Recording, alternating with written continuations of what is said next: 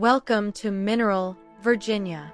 We are beginning our drive right as we enter the town limits on U.S. Route 522, heading south through the very heart of this small, fascinating community in Louisa County. Our route will take us through the town's entire economic history, from its mining boom to the present day. As we start, notice the road itself. US 522 is a major north-south corridor, a route that connects Winchester far to the north with the southern parts of Virginia. But here, as it passes through Mineral, it slows down significantly, essentially becoming the town's main street. This reflects the town's identity as both a local hub and a point on a larger transportation network. The original settlement here was not even called Mineral. It was a trading post that grew up around the local courts, and it was eventually renamed Mineral City in the 1890s. This name change was a massive statement of economic ambition, directly tied to the geology beneath our tires.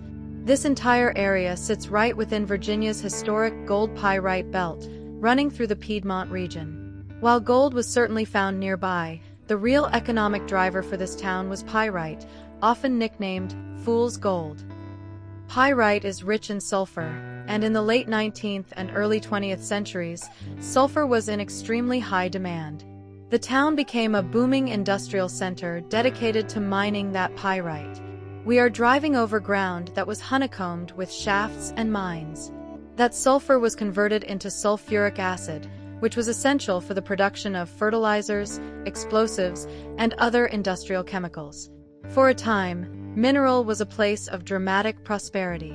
Look at the architecture of the older commercial buildings downtown. These facades, the former banks, the original pharmacy, the commercial storefronts, were built with the money flowing from the mines. They are often more substantial than you'd expect in a small agricultural town, reflecting the sudden influx of capital and the confidence of the mining companies.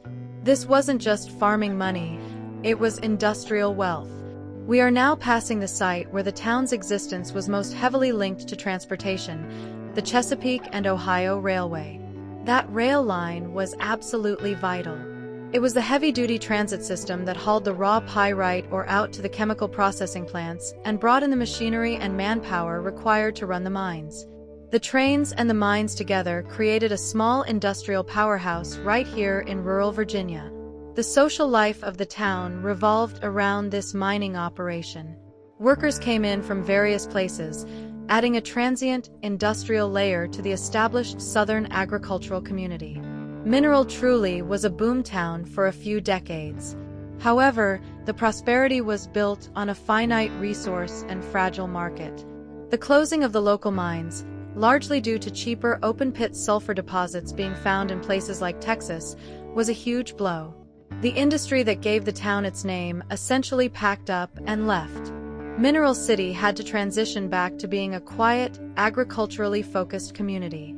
It shortened its name to just Mineral, reflecting a more modest, enduring identity.